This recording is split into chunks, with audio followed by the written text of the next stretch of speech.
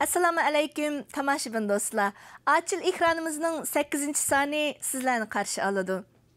Ochil ekranimizdan ko'zlar ichilsin, aqllar ichilsin, iqbol manzillar ichilsin. Bugungi ochil ekranimizning pardasini kuzatish va analiz sayfimiz bilan ochamiz. Oldingi qitimliq kuzatish va analiz sayfimizda Uyg'urlar orasida yangi bir ko'sh-ko'sh to'lqini deb ta'riflanayotgan yaqinqi yillarda Uyg'urlarning xatar va to'sqinliklarga tavakkul qilib, Tayland, Kamboja qatorliq Sharqiy Janubiy Osiyo davlatlari orqali chet ellarga ketish to'lqini haqida maxsus suhbat ilib borgan edik. Va bu musofirlar masalasida muhim xizmatlarni qilib kelayotgan shaxslardan Dunyo Uyg'ur qurultayining muavin raisi Seyit Tömtürk apandi Uyg'urlarni bu musofirlikqa majbur qilayotgan sabablar haqida bizni atrofliq uchurlar bilan ta'min etgan edi. Bu temadagi suhbatimizda bugun bu musofir Uyg'urlarning bir qismining Turkiyada panoh olish jarayoni, shundaqla hozirga qadar 3 yildan buyon musofirlar lagerlarida iztirob chekayotgan Uyg'urlarning amaliy hal ahvollariga shahid bo'lgan, shundaqla izchil turda ularning dardiga darmon izlayotgan asosli shaxslardan biri Abduqodir Tömtürk apandini muxbirimiz Erkin Jahon aynikimiz orqali sizlar bilan yuz ko'rishtirdi.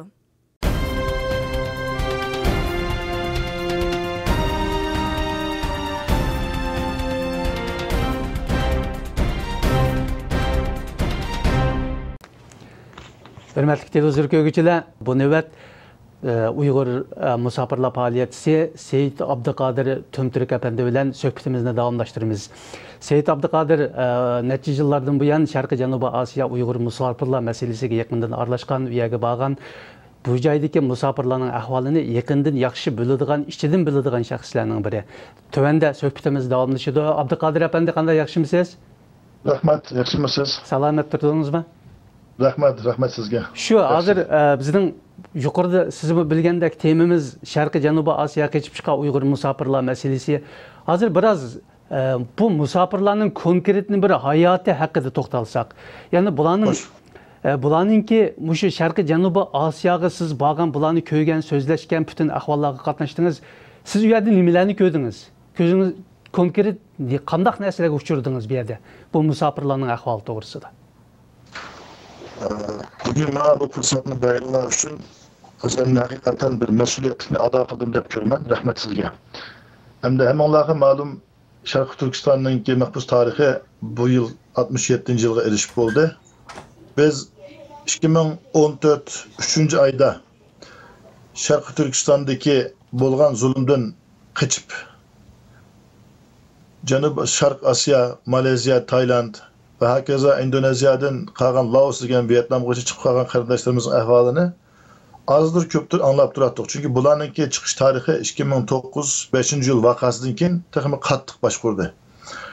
Hem de bununla biz nek meydana gelip görüşün evvel bir insanın ki öz yurtunu adetteki bir sebep bilen taşlap koyanmay, hicret çıkışını tasavvur kılamayız. Çünkü hiçbir insan ben çalmayman ki öz tuğulgan, kan kimdeki düşüp kalgan yurt ne?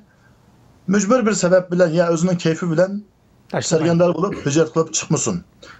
Şununki en çok misali, belki tarihi yazıldığın çok misali bizden Şarkı Türkistan Uygurlarına beşiğe kelgen bir misal. Bula 2011, 12, 13'te çıkıp getdiyor. O vaxtda da hem onlara malum Malezya'da kaçak ziyaretçi bulup kelgen dep Birleşken Devletlerinin himayesiga kirip kalsımı, Xitayga qaytırıp kalgan Uygurlar bunun bir grupisi. Yine bolsa Kırgızistan, yine bolsa Pakistan ya kalgan devletler.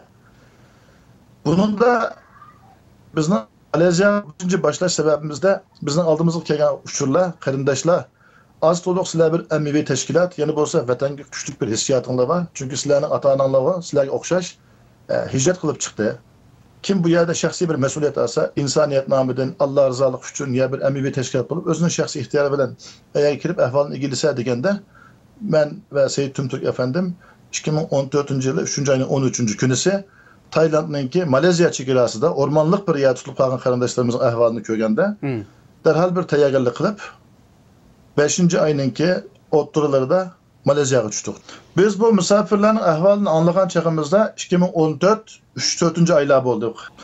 Biz 2014 3-oyda Tayland ve Malezya chegarasida o'rmonlik rayonda 236 da qarindishimiz tutilib qolgan xabarini anglaganimizda derhal bir tayyorgarlik qilib, shu vaqtdagi Tashqi ishlar ministri Ahmet Davutoğlu, hokazo Turkiya Cumhuriyetining hukumati, qolgan amaliy tashkilotlar bilan bu haqda bir yig'in ichib, bu fajianinki qattiq Turkiyaning kuchi bilan to'xtatilishini, Turk hukumatining buniga qo'l qo'yishini, chunki vatandan chiqqan Uyg'urlarning bir umidi Allohdan qolsa, Turkiya Cumhuriyeti davlatininki musulmon xalqiga panohlik tilash bo'lganda aytib keldik. Ve ularning bu haqdagi o'zi qilgan ma'lumot olgan usullar keyindan 5-oyninki o'ttirda men Turkiyadan Seyit Tümtürk efendim, yana bir bo'lsa bir qancha qarindishimiz Maleziyaga uchib ketdik. Taqdir biz uchgan kunimiz qarindoshlarning bir qismi bilan aerodromda jam bo'ldik. Ular bizni darhol qarindoshlarimiz tutilib qolgan uylarga, doktorxonalarga, zindonlarga, hatto bir qism olamni o'tib qolgan, safardan o'tib qolgan qarindoshlarimizningki muzxonadagi o'lak to'xtatadigan doktorxonaga olib borib qo'ydi. Biz bundan shuncha bir ta'sirlandikki, buni tasavvur qilishimiz qolaysiz. 1-2 kun bo'lgandan keyin Maleziyaning ahvolidan keyin bizga eng muhimi Taylandda tutilib qolgan qarindoshlarimiz bo'lg'achqa, biz darhol 5-oyning 19-20 kunlari Maleziyadan to'xtamay Taylandga uchdik. Yine Allohning taqdiri ushgan kunimiz Taylandda harbiy holat bo'ldi. Bu harbiy holat bilan bizni ayada sal bir ching bir tekshirishni o'tib qo'ydi. Biz Taylandga borganimizda avval bormag'achqa u yerda tonish bilish, ya bir bizning burun olgan bir egilagan ushurimiz ya bir munosabatimiz bo'lmag'achqa, ayerdagi musulmon xalqlar bilan bir munosabat o'tkazib qo'ydik. Biz kep bo'g'ichi u yerdagi Uyg'urlarning xabarini olgan patanilik musulmonlarning amaliy tashkilotlar bilan aloqalashib, o'zimizni tanishtirib, bu qarindoshlarimiz ahvoli to'g'riliq biz bir Uyg'ur bo'lish sifatimiz bilan, Dunyo Uyg'ur qurultayining vakili bo'lish sifati bilan Seyit Tümtürk efendim, men bir qism tarjimonliklar bilan ular bilan aloqalashdik. Ve bu aloqadan keyin ular bizga bir qism ahvollarni, video ko'rsatmalarini, rasmlarni, hatto u yerda olamda o'tib qolgan qarindoshlarimizning yerlik qo'ygan qabrlarini ko'rsatgan degan biz vaqtni yo'q etmay har bir sekundni o'zimizga bir g'animat bilib, ayerdagi qarindoshlarimiz uchun nima qila olamiz deb bir harakatga olib ketdik. Bu yerda qarindoshlarimizning tutgan joyi 5 turlik bir qamoq, bir zindon, bir hapsxona. Bu yerga kirsak bizni ayrim so'roq qilyapti, üstümüzü tekshiryapti, nima ish qildingiz deb deyapti. Chunki eng muhim ish biz berib bo'g'icha Maleziya, Tayland chegarasini o'tib bo'g'icha Xitoyninki jasuslari, Xitoyninki axborot shpion jasuslari bizning ushurimizni Tayland ichki ishlari va ayerdagi o'zini g'alatilarga yetkazib qo'yganlar.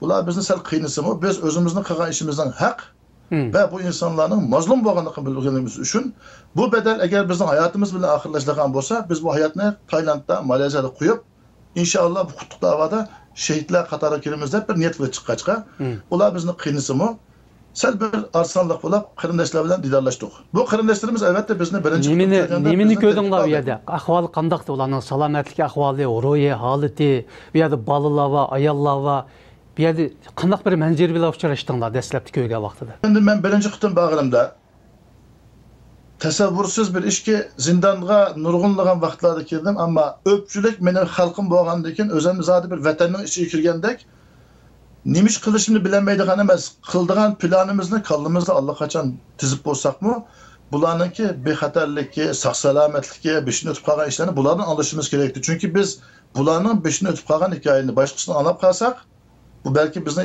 iziqtirib qo'ydi ya xato bir ma'lumot berib qo'yishi mumkin deganda, bu qarindoshlarimizning vatandan chiqish sababininki Xitoyning zulmida turolmagan ahvolda bo'libki 5 yil voqeasidan keyin hayot andishisi, oilasininki, o'zininki o'ldirilish andishisi va o'ldirib qolganlar qatorida izlanib qolganlar cheklimizga kirib qolgachqa qichishga majbur qolganligini aytib ketdi. Biz bularningki hayot hikoyasini anglasak, nihoyat uzun ketadi. Chunki men bu yerga kelganda bir qism birodarlarningki kallıdan erişip qolganligini ko'rdim. Tayland'da mı? Albatta. Bu qarindoshlarimiz men bilan gapqilar chaqda go'yo kulib qoldi, go'yo yig'lab turdi. Bu nima ish bo'ldi sen? Albatta o'zimiz his qilamiz uniki badaniy ta'sirining nimalar yetganligini. Aka bu qarindoshimiz 13 oy bo'ldi. Biz bu yerga kelar chaqda shu Tayland Maleziya chegarasi kelar chaqda mana shu qarindoshimiz kichik bir qiyiq bilan kech qorong'uda Allohga tavakkul qilib ayoli bolaları ve özü ve bunun qarindoshlarining bir qismi bir paraxutga binib Allah'a tevekkül qilib, shu okeandan Malezya chegarasi o'timiz degan chaqida Farqutninki o'ng ta'tir lipildigan ishlari bilan balları quchoqdan tushib, okeanda qurbon ketdi aka dedi. Qancha balasi dediniz?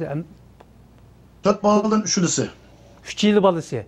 3'lü balası, lekin bu bir kishi emas. Benim anlagan hikayelerimde şu okeanın özü de alemde olup şehit olgan küçük ballarımız, çoğun kızlarımız, oğallarımızın sani 100'den artık. Belki çıksan bu. Elbette 100'den artık bu. Bunun ahvalı yine Allah'a tevekkül koyacak, bulan imanı nayet küçük koyacak. Allah bizge hicret kılınlar dedi. Çünkü bizden Şarkı Türkistan'da yaşaş amalımız yok. Bunu mu sabır kılımız? Ama biz bu yerden Türkiye'ye çıkamırsak, biz bilen bir vətəni qalan ailemizin veydan oldu. Çünkü bizden çıkkınımızın bir kısmının haberi var, bir kısmımızın işçilik yargılıdır bula. Biz bu hicretke körüşüdüğün günümüzde ya qaytib keldiğin müstakillik üçün kıldığı erk cihadımızga ya kıyamet saklap çıktık kardeşim dedi. Başta biz bilen mi körüşke bula teşna bulup kuşaklaşan mıydı? Çünkü bizni bilmeydi. Ömrüde tuncu kıtım körepti. Biz berip boğuçu Türkiye'deki bir kısım adamlar berip bulup Türkiye'den palan adamlar kildi. Bulağa dikkat kılınlar da bizni yaman gösterip koydu. Yine biz Allah'a tevekkül kılıp ey Allah sen bilirsen ki bizim bu yer gelişimizde uluk maksat var. Ya şahsi maksat ya iktisadi bir menfaat yok. Biz vekil olup bizge okşaş bir kardeşimiz olsa ne mi kılıçka terişip baksa biz şu niyetle geldik de sever kıldık. 1, 2, 3 emez. Seyit Tümtürk Efendi ve men ve bir kısım kardeşler şu yıl işide ve 2015'in 6. ayıgıcı 14-15 sefer Malezya, Tayland ve herkese kalkan devletlere birip geldik.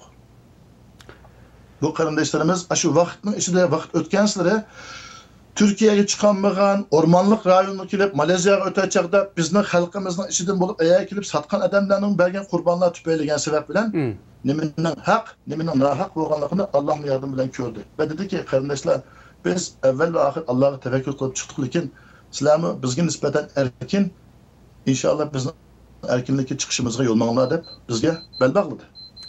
Endi bularniki umumiy ahvoldan qaraganda bular ko'pinchisi dehqonlarmi, uşaq tijoratchilarmi yo kasbiy hayot, turmush ahvolidan kelish, orqa ko'rinishi qandoq bularniki? Ya'ni ko'pinchisi dehqonchilik. Chunki bizning anglashimizcha bularning mutlaq ko'p qismi tunji ketim hayotida chegara atlab bir davlatga chiqishi deydi ko'pinchisiniki. Xo'sh. Albatta biz u yerda shuni diqqat qildikki, bir insonga samimiy bir ahvolda ko'rinib qolsangizmi, uning samimiyatingizga ishonadigan vaqtga erishib bo'lguncha bek tegi-tegidan savol sormasligingiz kerak. Chunki bu xalqimizning eng qo'rqinch ishi. Biz berib kimdingiz, onangizning ismi, qaysi maktabda o'qidingiz, nima ish chiqdingiz desak, siz bilasizki, bu Xitoyniki bir xil odamlarning savol so'rash usuli bo'lgandan keyin ko'p o'zi to'g'riliq shaxsiy uchur berishni andish qiladi-da, u yo'lda. Albatta biz bu so'mudiq dediki, qarindashim, ismingiz Ahmadmi? Ahmad. Muhammedmi? Muhammed. Yusufmi? Yusuf. Biz ondan ortiq bir narsa so'mudiq deganimiz, sizlarning oldinglarga har xil odamlar kelishi mumkin. Har xil odamlarning o'zini har xil odamlar sifatida tunishtirishi mumkin. Alloh azoliq uchun mana mening telefon nomerim, mana Seyit Efendining telefon numarasi. U vaqtida qarindoshlarimizning qo'lida aloqa anchumush telefonlar bor edi. Agar sizlar gumon qildigan ya ditingda o'tib qolmasa, u kishilarningki rasmini tortib yo ismini aniqlab bizga avatib beringlar dedik. Buni degan chig'imizda qarindoshlar bir qism odamlarning rasmini avatdiki, bu Turkiya elchisining kapti dedi.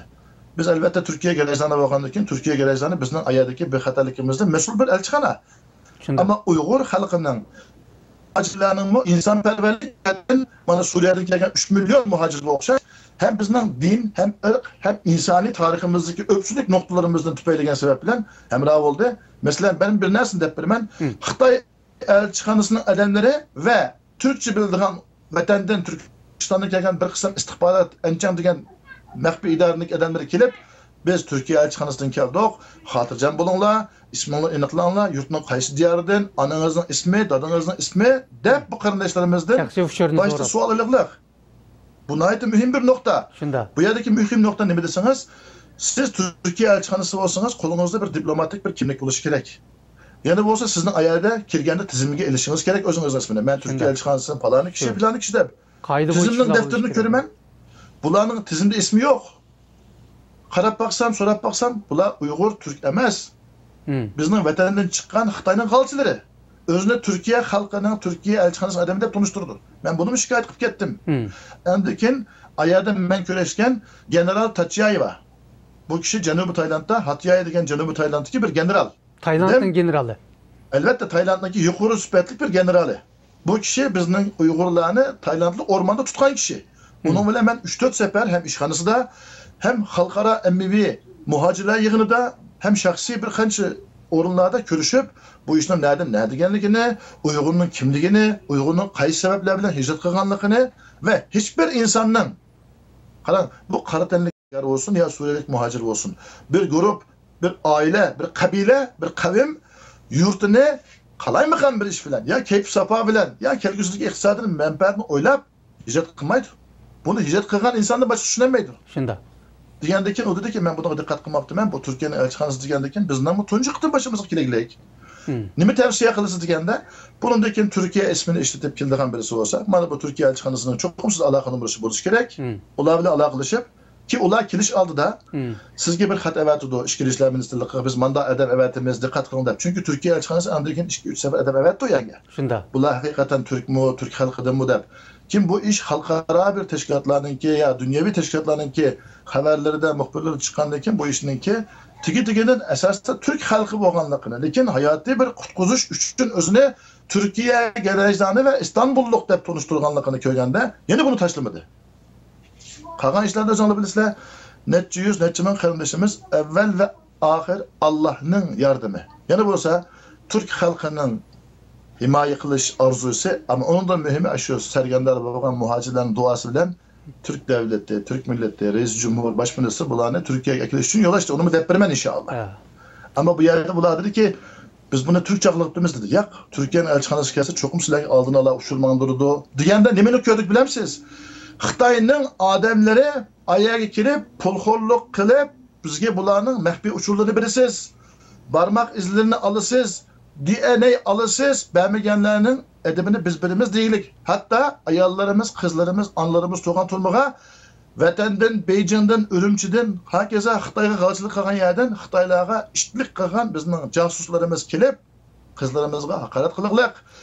Aşlanga kirib, zindanga kirib, tütübiliş, yığıbiliş, lagerga kirib, muş işlarni qilsa Tayland hökuməti bununğa yol qoyğan gapmi? Elbette, çünkü o yerde Tayland bilen Xitayning münasibati intayin yuqori. Biz berib bu çünkü biz xalqaro ammaviy bir tashkilot. Bizning berish sababimiz bir, vijdoniy. İki, bir musulmon bo'lish sifatimiz bilan musulmonchilikqa tushadigan bir qarindoshlik vazifasi. Shundoq. Endi bu insoniy. Shundoq, Seyit Abduqodir apandi, bu yerda yana bir masala bor. Siz aytgandek konkret ahvollar shu. Ama bir yerde Tayland bir nəhayət issiq yer, coğrafiyalik şəraiti, hava rayı, klimat, yemək, içmək. Hem de bizim Uygurlar, biz yaşaydığı vətənimizin şəraiti, adətlərimiz, mədəniyyət və başqa cəhətdə bütünlüy fərqli. Bundaq əhval aslında balılar, anılar, bir yerde dadılar, bir lagerinin içində bu yemək, içmək, ağırıb qalsa davalanış, bu məsələlərini qandaq bulunur? Tayland hökuməti təmin edir. Bir nokta. Bu qarindaşlarımız tutulup gələn yer Cənubi Tayland, Hatyai, Songkhla, Sadao, Padang Basar, Rayon, Tracht, Bangkok ID'si yeni bir yer var. Natonsi Kamarat. Bangkok'tan 290 kilometre yeri. Ben bu yerlerinin her birige net sefer badım ve bu seferge bağın bir hicret ziyareti de 2015 birinci ayının birinci günüsü.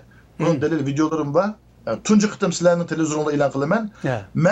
Men arqılıq şu qarindaşlarımızı ularning yeni yıl fəaliyyəti bo'lgan demilishlarda ziyorat qilgan chig'imizda biz haydab mangan mashinaga bir Xitoy mashinasi kelib, tez suratli tosh yo'lda bizga mashinaga qatnash vaqasi qilib, bizga suiqasd qildi.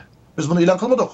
Videosi bor men. Qancha qitim berishingizda birinchisidimi, ikkinchi qitim yo oxirgi boshqa qitim bo'lgan? Biz ayaga berib kelib, bu Xitoyning dafsandiligini, qalaymaganligini to'xtatib, kerak Birleşmiş Devletler bilan, UNHCR bilan, Türkiye'nin elçixonasi bilan, ayerdagi musulmonlar bilan ko'rishib, bir ahtapotniki 8 parçaga o'xshash hamma tarafdan bunun bir insoniy vazifa bo'lganligini ularga his qilgandan keyin Xitoy bundan chekinga o'tdi. Nimishqa bunun kerak ishni qilib men keldim deganmigidek bo'ldi.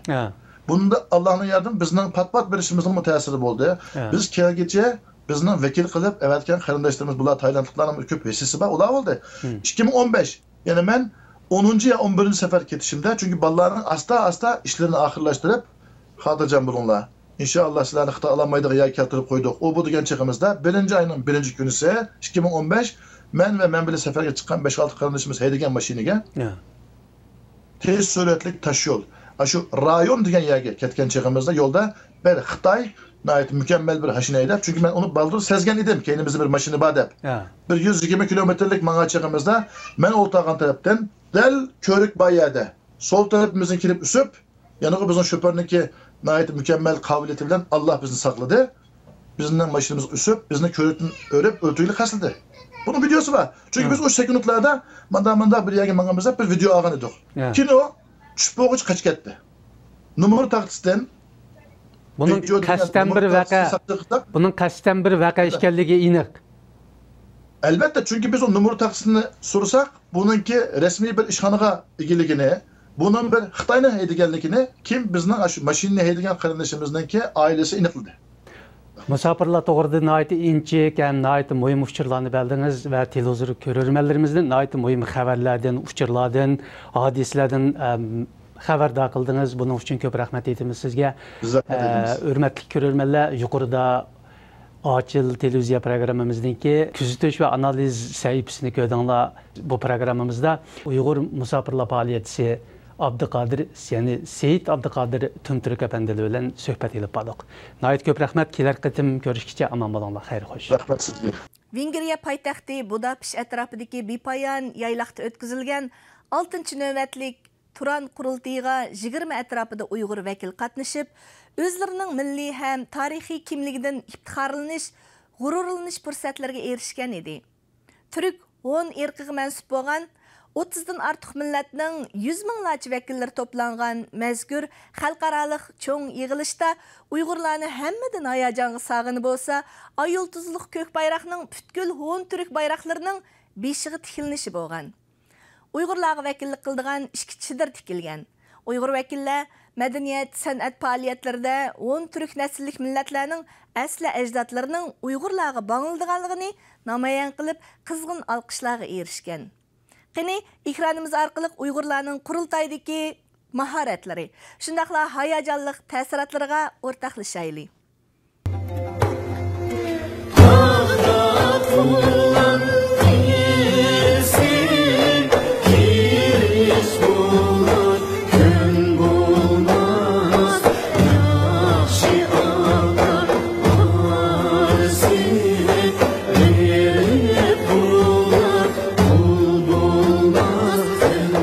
Navbatlik Turan qurultiyi Vengriyaning poytaxti Budapestda 12 avgust dag'dug'liq boshlandi.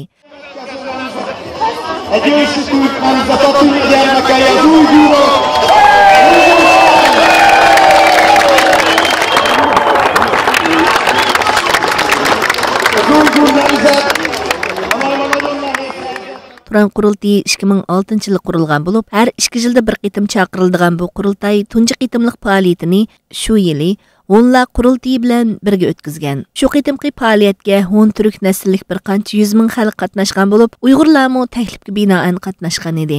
Shundan buyon har yil o'tkaziladigan Turan qurultiyiga Uyg'urlarmi qatnashib, o'zlarining tarixiy qon qarindoshlariga kimligini to'ntib kelmoqda. 13 avgustdan başlap 100 minglarcha inson to'plangan Turan qurultiyi maydonida hamma millat o'zlarining milliy aloyidliklarini turli san'at va jang mahoratlari orqali to'ntishga boshladi. Qadimiy jang kiyimlari bilan jabdungan hunlar, saklar qatorliqlarning kengri saynoda ko'rsatgan otliq jang mahoratlari, qilishvozlik, o'qyachilik, qamchivozlik qatorliqlar bu yerga to'plangan turk irqiga mansub millatlarning kuchli olqishlariga sazovor bo'ldi. Turan qurultiyiga turk 10 irqiga mansub 30 dan ortiq millatning 100 minglarcha vakillari to'plangan edi. Nasli bir bo'lgan bu millatlar orasida birlik, qarindoshlik rishtini bog'lash bu qitimqi qurultayning tub maqsadi qilingan. Ko'plagan turkiy millatlarning mustaqil vatani bo'lsa-mu, Uyg'urlarga o'xshash davlat yo'q millatlarmi bu yerning aziz mehmonlariga aylangan edi. Taklifga binoan bu qurultayga qatnashgan Dunyo Uyg'ur qurultiyi vakillari odatdagidan qizg'in olqish va mehr-muhabbat bilan qarshi elishlarga erishdi. Bu qadim qurultay menga nihoyatda yaxshi o'tdi. Men tunji bir qatnashishim hamda haqiqatan mayli Uyg'ur davosini tunishtirish nuqtai nazaridan bo'lsin va yoki dunyoning hamma yerlaridan kelgan Türk kavmi, yani qarindosh millatlarga nisbatan o'zimizning davosini anglatish, ular bilan hamkorlashish, kelajakda qanday ishbirligi o'rnatish masalasida nurg'unlagan insonlar bilan ko'rishish uchun yaxshi bir sharoit bo'ldi bu yerda. Demak, mayli Uyg'ur davosini anglatish nuqtasidan bo'lsin, va yoki boshqa millatlarningki madaniyatlari bo'lsin, o'zimizning tarixiga oid nuqtasidan bo'lsin, hatto nurg'unlagan narsani o'rganish fursatimiz bo'ldi. Va shundaqla yana bir qatim o'zimizning Turan irqiga mansub bir xalq bo'lganligimizdan tarixda shonliq madaniyatlarni yaratgan ko'kimiz bor bir millat, uni anglash boshqa, ammo shuni tarixlari bilan, faktlar bilan, haqiqatlari bilan ko'rishning o'zi insonga beradigan ilhomi boshqa bo'ladigan gapkan.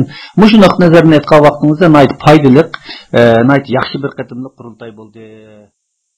Turan qurultayı üçün ajırtılgan көз yetkisiz bu meydanның ətrafıga minglarcha chidir tikilgan edi. Meydan o'tirsiga sahna hazırlangan bo'lib, hamma millat o'zlarining o'yinlarini ko'rsatib atadi. Bu qitimqi qurultayda Uyg'urlarga vakillik qildigan 2 chidir tikildi. Birini Qozog'istondan kelgan Uyg'urlar tikdi. Chidir oldida to'xtamay nag'ri sunay chelib, Uyg'urcha usullar o'ynab, Uyg'ur kimligini yanama tonitishga zo'r his qo'shdi.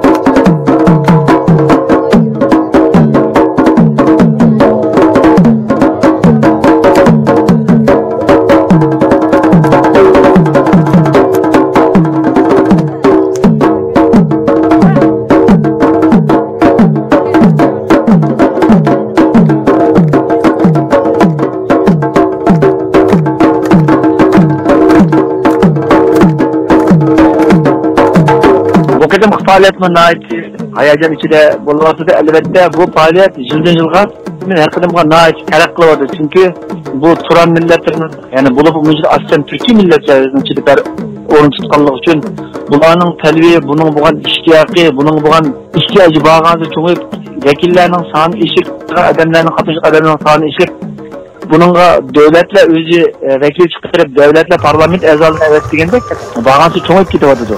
Yani Uygurlar'ınki bir yerdeki orunu alaydı çoğun, onun sebebimizden tarihteki imperiyası olsun, Türk, bütün hakallıkları, Türklerinin tarihi de olsun, Uygurlar'ınki ecdatlarımızın tutkan orunu, koşkan tarihi teknikleri, inşallah buğallık için buğan orun başkası bulurken bizimki bayrağımızı, Şarkı Türkistan'ın bayrağını isip, Sekin'in aldığına cevlan sevgisi bu bizim ait örnekten kütüvada da Uygurlar için məxsus Durga fikir çedir kurup, Şarkı Türkistan'ınki ayyucuzluk kök bayrağını bunu aldığı asmak ki nait yaxşı buladı da bizgi buğan örnek naci çoğun.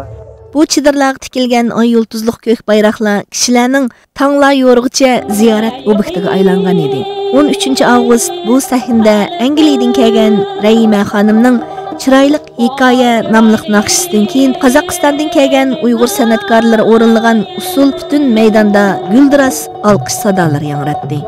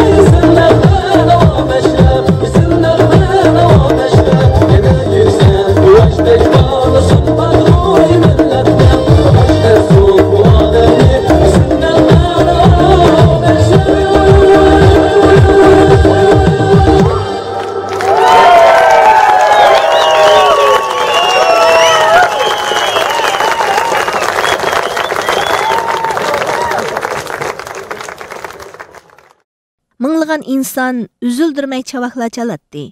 Qozog'iston Uyg'urlar tikkan chidir bu yerdagi qiyni bir xalqlarning eng avat ziyoratgohiga aylangan edi. Chidir atrofiga o'rnatilgan san'atli ko'rinishlar, chidir ichidagi Uyg'urcha kiyim-kechak ko'rgazmalari, kitoblar, unsin buyumlari va oy yulduzliq ko'k bayroqlar kishilarni o'ziga magnitdek tortib bir qizg'in muomala, bir havas, bir yaqinchilik bu yerdagi boshqa millatlarga qaraganda Uyg'urlarga bakrak taqdim qilinib.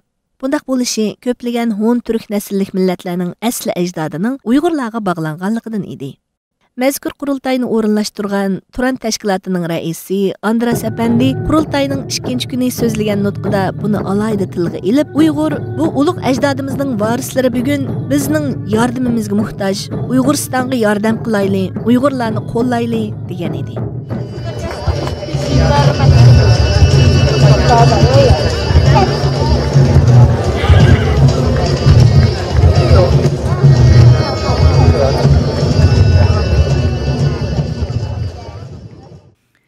Yaqinqi kunlarda Uyg'urlarni söyindirgan yana bir xo'sh xabar bo'lsa, Taxlamakan Islom madaniyat markazining tirishchanligi, shundaqla Shvetsiyadagi Uyg'urlarning yaqindan qo'llab-quvvatlashi bilan Uyg'urlarning poytaxt Stokgolmda Uyg'ur masjidini qurib chiqishidir.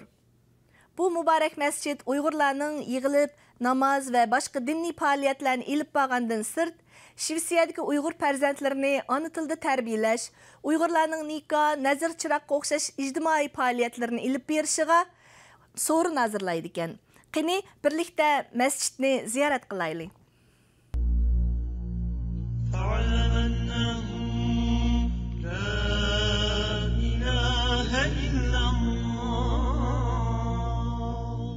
Shvetsiyada tarqaldi yaşavatgan Uyg'ur oilalarining uyushchanligini oshirish uchun mazkur davlatdagi Taxlamakan Islom madaniyat markazi bir qancha yildan beri boshqalarning masjidlarini ijaraga elish orqali hayit namozlarini, shundaqla juma namozlarini o'qib kelgan edi. Taxlamakan Islom madaniyat markazi uzun mezgillik tirishchanlik va Shvetsiyadagi Uyg'urlarning yaqindan qo'llab-quvvatlashi bilan yaqinda Shvetsiya poytaxti Stokgolm qarashliq resmi rayondagi shahar markazidan 200 kvadrat metrlik o'rinni ijaraga elib, Shvetsiyadagi tunji Uyg'ur masjidini qurib chiqdi. 12 avgust kuni Shvetsiyadagi Uyg'urlar Uyg'ur masjidiga yig'ilib, masjidning ochilish murosimi bilan tang juma namozini birlikda o'qidi. Uyg'ur masjidining imomi Umar Mahsum juma xutbasida masjid qurishning bu masjidning qurilishiga Shvetsiyada yashayotgan Uyg'urlarning moddiy va ma'naviy jihatdan yaqindan yordamda bo'lganligi qatorliqlarni bayon qildi. Hammamiz bilamiz, Payg'ambar sallallohu alayhi vasallam o'zining yo'liga sig'may, o'zining dinini taraqqiy qildirish va o'zining dinini dunyoga tarish uchun o'zining vatanidan quvg'inib chiqirdi. O'zining vataniga qatmay, vatanini tashlab chiqqandan keyin Madina Munawvara asli ismi Yasrib shaharga sig'indi, shaharga ijod qildi. Muxbirimiz masjidning qurilishi va bundan keyin qilishga tegishli xizmatlar haqida tafsiliy ma'lumot olish uchun Taxlamakan Islom madaniyat markazining bosh kotibi Abdulla Ko'hyarni ziyorat qilganda, u Uyg'ur masjidi orqali Shvetsiyadagi Uyg'urlarni birlik, ittifoqlikka yetaklaydigan, Uyg'ur diyoridagi zulmlarni vaqtida anglitadigan munbar hozirlaganligini bildirdi. Bu jamiyatda har millat musulmonlari bor. Ama her millet Müslümanları mescitteki hutbeni şevis tilde okumaydı. Araplar Arap tilde, Türkler Türk tilde, Somallar Somal tilde okuydu. Demek bir yerdeki her millet Müslümanları özünün milli kimliğini, dini kimliğini özünün ana tilde saklap kılış arkalık özünün milli haslıkını saklap gelmekte. İnşallah bu urun Şvetsiyada yaşavatkan azsallık Şarkı Türkistanlık Müslümanlarınki dinni kimligini, milli kimligini qo'g'dashda zo'r ahamiyatga ega qilinishini Cenab-ı Allah'tan tileymen. Çünkü Shvetsiyada yaşayotgan barliq Şarkı Türkistanlık Müslümanlar bu yıl taşdek bir niyet, bir maqsadda mushu masjidning atrofiga uyushdi ekanmiz. İnşallah biz ko'zlagan g'albalarni qo'lga keltiramiz. En addisi biz bir yerga yig'ilib namoz o'qish orqali vatanimizda bo'layotgan zulmga duo qila olamiz. Vatanimizda bo'layotgan zulmni o'rtoqlashib, umumiy xalqqa anglata olamiz. Demak, bu masjid bu yerda bizning diniy kimligimizni va milliy kimligimizni tunishtirishda intayin ahamiyatli rol o'ynaydi. Hürmetli televizor ko'ruvchilar, vaqtimiz birdamda to'shib qoldi. Saminglarga saladiganim, ochil bizning, sizning, shundaq hammamizning Açılını körün ve katmışın. Hayatınlardan hoşallıklar üzülmüşsün ve ekranımızda içilsin, porak açsın. Onun xushburg'i jahonga yeyilsin. Aman bo'linglar. Xayrli kunlarda ko'rishaylik.